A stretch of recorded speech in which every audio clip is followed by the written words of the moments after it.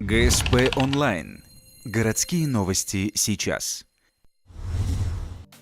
Вторник, 13:30. Центр патриотического воспитания. Традиционная праздничная программа «Проводы в армию».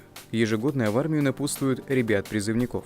Сегодня в гостях 2 будущих новобранца. Поддержать их перед началом службы пришли ребята из старших классов школ города, профессиональные военные и председатель Союза ветеранов Афганской войны. Рассказать о своей службе пришли и ребята, которые сами недавно вернулись из армии. Один из них, Артем Ананин, не только рассказывает, но и показывает. Видео боевых умений российских разведчиков с его участием не может не восхищать.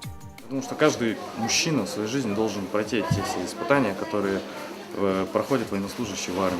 Все те лишения, как-то пересилить себя, воспитать в себе боевой дух, терпимость, силу воли, характер. И, конечно же, защищать свою родину нужно научиться. С 1 ноября из Ухты служить ушло уже 64 молодых мужчины. Последние 10 отправились в ряды российской армии утром 18 ноября. Примечательно, что в этом году в городе нет ни одного уклониста, а в списках будущих военнослужащих даже есть студент, сознательно отказавшийся от отсрочки. Призыв продолжится до конца года. Сегодняшние же будущие солдаты Николай Суслонов и Дмитрий Головков отправятся на службу в течение следующего месяца.